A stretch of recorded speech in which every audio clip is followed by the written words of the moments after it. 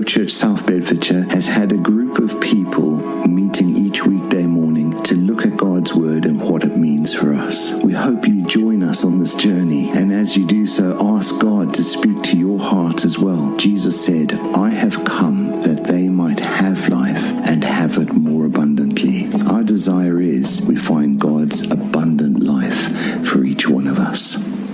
Good morning and welcome to our podcast this morning. This morning we're looking at Genesis 29 verses 1 to 20. Bob's going to pray and then Joy's going to read for us. Thank you, dear Lord, that we can meet together again this morning at the start of the day. Pray that you will help us to understand the words that we read. Help us to look beyond the words and see what you're wanting to say to us. And pray that your voice to us will be loud and clear. Help us, Lord, this morning to draw closer to you, to enrich our relationship with you as we meet together. In Jesus' name, amen. Amen. So we are on Genesis chapter 29 from verse 1 to 20. Verse 1. So Jacob went on his journey and came to the land of the people of the east. And he looked and saw a well in the field, and behold, there were 3 flocks of sheep lying by it. For out of that well they watered the flocks. A large stone was on the well's mouth. Now all the flocks would be gathered there, and they would roll the stone from the well's mouth, water the sheep, and put the stone back in its place on the well's mouth. Verse 4. And Jacob said to them, "My brethren, where are you from?" And they said, "We are from Haran." Then he said to them, "Do you know Laban, the son of Nahor?" And they said, "We know him." Verse 6. So he said to them, "Is he well?" And they said, "He is well. And look, his daughter Rachel is coming with the sheep." Then he said, "Look, it is still high day. It is not time for the cattle to be gathered together. Water the sheep and go and feed them." But they said, "We cannot until all the flocks are gathered together, and they have rolled the stone from the well's mouth. Then we water the sheep." Verse 9. Now while he was still speaking with them, Rachel came with her father's sheep, for she was a shepherdess. And it came to pass when Jacob saw Rachel, the daughter of Laban, his mother's brother, and the sheep of Laban, his mother's brother, that Jacob went near and rolled the stone from the well's mouth and watered the flock of Laban, his mother's brother. Then Jacob kissed Rachel and lifted up his voice and wept. And Jacob told Rachel that he was her father's relative and that he was Rebekah's son. So she ran and told her father. Then it came to pass when Laban heard the report about Jacob, his sister's son, that he ran to meet him and embraced him and kissed him and brought him to his house. So he told Laban all these things. Verse 14. And Laban said to him, "Surely you are my bone and my flesh." And he stayed with him for a month. Then Laban said to Jacob, "Because you are my relatives, should you therefore save me for nothing? Tell me, what should your wages be?" Now Laban had 2 daughters. The name of the elder was Leah, and the name of the younger was Rachel. Leah's eyes were delicate, but Rachel was beautiful of form and appearance. Now Jacob loved Rachel, so he said, "I will save you 7 years for Rachel, your younger daughter." And Laban said, "It is better that I give it to you than that I should give it to another man. Stay with me." So Jacob saved 7 years for Rachel, and they seemed only a few days to him because of the love he had of her. Thank you. Thank you both. And we're now starting into the next love story of Genesis. We've had Jacob, who has deceived his brother of both his birthright and his father's blessing. And Isaac has sent Jacob out with his blessing and some words that sound very like the covenantal blessing that is following down a line in the Old Testament here. And as we follow that, we find that is ratified by God. God meets with Jacob in a dream, and in his dream he has this ladder with angels going to and from heaven, and he names the place Bethel. Surely this is the place the Lord is. It's the house of God. And he proceeds on his journey to go and find Laban. And we see this promise that Jacob makes with God. His promise is basically, if you do these things, then you'll be my God, kind of thing. Jacob, still in his relationship with God, is in this kind of young stage of development. It's not like Abraham, who was tested by God. Here it appears Jacob tests God a little bit. But God is gracious, God is loving, God is kind, and actually makes room for Jacob and has his blessing on Jacob. That's where things are going to come from. We're following this. And so he journeys, which we reckon would take him a month or so, to the peoples of the east. And he finds a well and 3 flocks of sheep.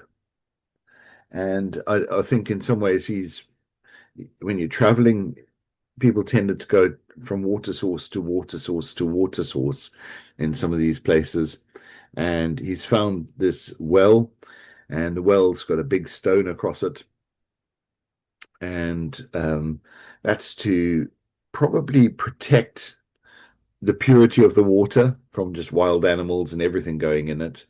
But also, it may be there as a contractual agreement that all the tribes have to be together to roll the stone back. There may be some kind of contract with that over that setting. And while he's there, being a sociable chap and also a great wheeler dealer, Jacob says, "So where do you guys come from?" And he starts talking. They go, "From Haran." And he goes, "Bingo. Haran is where my relatives come from. Do you know Laban?" And they go, "Yes." And they go, "Oh, wow." And they said his daughter Rachel looks after the flocks. Very similar to Rebecca and Isaac. Rebecca was looking after the flocks, had this kind of meeting at the well with the servant. The servant spotted her, realized she was a great girl, and she'd be brilliant for Isaac.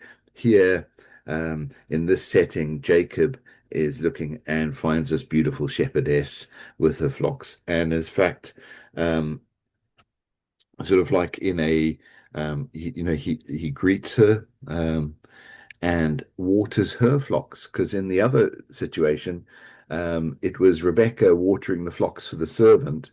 Here we've got the switch over, and Jacob in a kind of Pepe Le Pew like bounce decides to roll the stone aside, break all the kind of like agreements. All the shepherds aren't moving the stone, but he moves it himself, which would have been probably a job for a few men.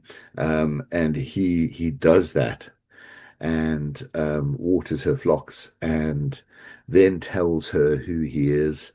And she goes shooting off to Laban, and Laban then comes out to meet him and greets him. And the greeting is friendly, the greeting very warm, meeting a relative from far off. Although Laban's thinking, okay, Isaac's son's come to us. I think Laban's seeing this from a long way off. He's just like, yeah, I can see him coming, right? And he greets him. But interesting, the greeting here is almost prophetic in verse 14. He says, surely you are bone of my bone and my flesh. And he stayed with him a month. In other words, you're like me. And boy, is Jacob going to find out how like Jacob Laban is. But Laban's got a few more years and a few more crafty turns than Jacob. But he's wandered into something where he's meeting himself. And this is going to help work through some character issues. It's also going to work through his relationship with God. But that verse 14, there, bone of my, you are of my bone and my flesh. And then he says, well, you want to work with me? Great, but you shouldn't have no wages. Come on. What's Laban doing? He's drawing Jacob, the wheeler dealer, into his little web. And he knows he's come for a daughter. I'm guessing he's guessed that a long way off. And he's then saying, right, well, what wages would you like? And he goes, I want your daughter. I'll work for that. So he goes, okay, 7 years, you can work. Now, what we've got to think here is the understanding of the kind of arranged marriage. We've got to think through some of these things and how this happens. In actual fact, the bride price is not like buying a daughter or something like that. It's not as crass as that at all. It's more money was set aside. If anything happened to the husband, that money was set aside for the wife to be able to continue. Also, if that money was set aside, so if there was a divorce or something, she has a supply of money and wealth to go with.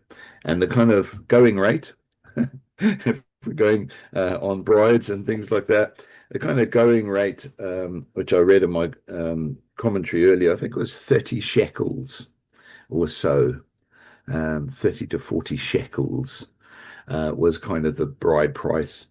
You could probably earn 10 shekels in a year. So he's paying over the odds, but he is smitten. And like Pepe Le Pew, he's like, whoa, bounce, bounce, bounce. He's so excited. 7 years, and it says here, so Jacob served 7 years, which is over the odds, for Rachel, and there seemed to him but a few days because of the love he had for her. Ah, I can hear Barry White music in the background. It is just sounding absolutely delightful. And that's where we're getting to today. We haven't got to the twists in the tale, but that first scene, setting the scene, this kind of arriving with Laban in Haran. And Jacob, this guy with this doubtful past, this guy with a few shifty twists and turns. How's God going to work on him? How is God going to use him? All lies ahead. I'm going to hop out the way and let others dive in. Just a bit of interest here where it says in the beginning, then Jacob went on his journey and came to the land of the sons of the east. I'm just reminded that in Hosea, in chapter 12, it says, now Jacob fled to the land of Aram, and Israel worked for a wife, and for a wife he kept sheep. I'm just wondering where Aram was, and I used good old Google, and it came up with it's the area around Damascus, so in Syria. So it wasn't a million miles away. Yeah, about a 30-day journey, would you still reckon, David? I don't know. It's just 30 days is a long. Where I don't know. I have no idea. Yeah. Damascus isn't very far from the Sea of Galilee, so just go over the top. You can almost see it from the top there. Yeah. When we look at this, we are seeing marrying within the family, isn't it? Brother's son, brother's daughter, brother's wife, sisters. When did it actually stop? Does anyone know when this practice was stopped, that you no longer can marry your own siblings? You no longer can marry within the family because now you can't do it. At what point did it stop? Does anyone know? I would say here we've got a cousin marriage. Basically, we've got a uncle and his daughter. So it's cousins, first cousins, isn't it? And in some parts of the world, that still continues today. You have cousin marriages. But I would say in a lot of this, the closer kind of things of families is not something that's done. I think there's some things in the Old Testament about it as well. But I think in this, I'd say it's a stage removed from immediate family, and that seems okay in this case. Although Abraham, the linkage was a bit closer, wasn't it? So not I'm sure. also thinking that maybe, yeah, these are Jewish people, isn't it? I mean, it's not us. I don't think I think for us it would mean going back to our own traditions where we started. Did we also do the same thing, or was it just peculiar to the Jewish people? I don't know. I wouldn't suggest it's peculiar to one group of people, but I would say medically, there is advice not to have this, because of some of the problems that come. And I remember, it's that kind of, it could get quite technical here. David's got an answer for us. Just a thought. In the early days when God created man and woman, he created them perfect. So the DNA was perfect. As generations went down, perhaps faults started to occur in DNA. So if you had the same family marrying, then that would be amplified. So when you get down to this age that we're at the moment, it's really not good to marry into the same family. But maybe at that time there wasn't the problem in that area. Just on another tack, I just everybody seems to meet their wives at a well. Moses met his wife at a well, and Abraham got his wife, I think, at a well. There's a whole range of. It seems to be the place where people gather to find their wives.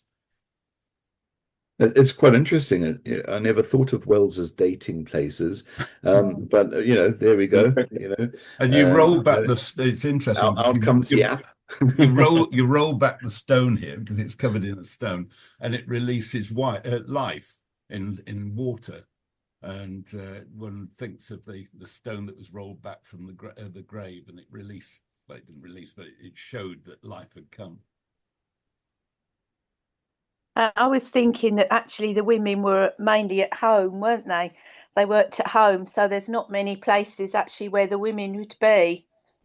They're going about their, the jobs that they had to do. So they would either be in. I thought the women did all the work and the men sat at the gate.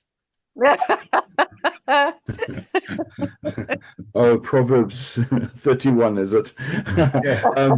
I think looking at this, women would have come to the wells to gather water quite often, I would suggest. But also here we've actually got Rachel is a shepherdess. And so she's bringing the flocks, as was Rebecca as well. And so, you've got women working not just in the house, but also out in the field as well. And if she's a shepherdess, then those 7 years, the two of them would have done the shepherding together. So no wonder he enjoyed it. Yeah, very interesting.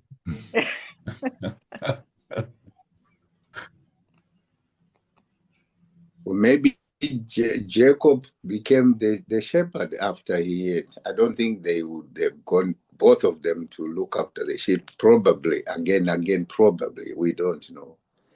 But I'm just assuming that, after Jacob came in and, he was given this 7-year term thing to do, I think he probably is the only one who was looking after the sheep.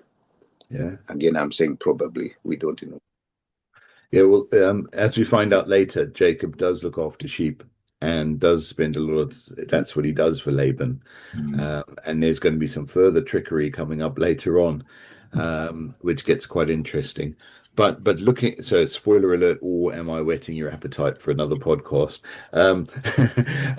But basically looking at this this shepherding thing, I think Laban's got a good deal out of this. But I think the twist of Rebecca gets water for the servant and shows her qualities and shows what she's like. In this case, Jacob shows some qualities or some keenness towards Rachel here, and you sort of think that kind of slight twist is very like the twist between Abraham being tested and Jacob's statement to God of turning things around. There's some slightly different emphasis here, but I think Jacob's very blinded by love. He's like, wow. He's not thinking clearly here. He's just expressing it openly. And Laban is making, I mean, he's making a good deal here. 30 or 40 shekels, I reckon, was a going rate at the time for a bride to have stashed for her future, just in case she needed it. And actually here, he's doing 70 shekels effectively if he went for the normal shepherding rate of 10 shekels. So he's paying over the odds, but they seemed like just a few days to him because he was so in love. Couldn't wait to go out with the flocks and Rachel again. Do you know what I mean? This business of a well is quite interesting, isn't it? Because Jesus actually met that woman at the well and talked about living water. It'd be interesting doing a study of situations at the well. Yeah, but wells were crucial for life, and in these parts of the world, and so they were gathering points. There were places people met. Yeah, I do like the idea of a dating service around wells and a protocol, and you could come up with an app. I'm sure there'd be some way of working it out, and yeah.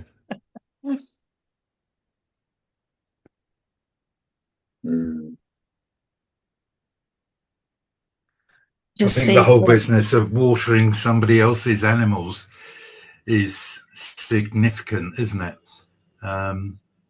It's a way of endearing yourself to somebody by offering to water their animals, perhaps like we might offer somebody a meal or a cup of tea or something. Offering to and actually watering somebody else's animals was a way of being friendly, way of trying to make friends with them. I mean, Jacob didn't know who these people were at first. When he first met them at the well, he had to ask, where are they from? Who did they know? This sort of thing. But he'd help them with the watering of the animals, and I think that's the way they did things, the way they got to know each other, to find out if somebody was friendly towards them or not. Yeah, I think there's definitely. I wonder if Jacob's actually trying to be clever here, because what he's doing is going, actually, my mom watered the animals for the servant of Abraham. Maybe if I water the flocks back, I'm showing the stock I come from in a way. I'm showing some of that, but I'm also repaying the kindness that was shown from this house. And there's something there. This would be like a cracking fireside story. Oh, look, Rebecca did this, and look, we have Rebecca's son here with us, and he's doing the opposite back. You can imagine the laughter, the jokes, the fun with that. He's creating a narrative, but little does he know it, he's also stepping into something he's not aware of. And Laban's setting him up very, very well. But that kind of setting of wells and giving water as an opening introduction is a really good thing. The stone at the mouth of the well was very large. And so when all the flocks were gathered there, they would then roll it out. So it must have taken more than one man to roll back the stone. So they gather all the flocks come together, and then together they roll back the stone. And I'm just imagining all these sheep all together. How do you tell one from the other? And of course, in those days, the sheep knew the voice of the shepherd. And like Jesus says, my sheep know my voice. And so the gathering of all the flocks might look like a mess, but the sheep would follow the voice of their shepherd.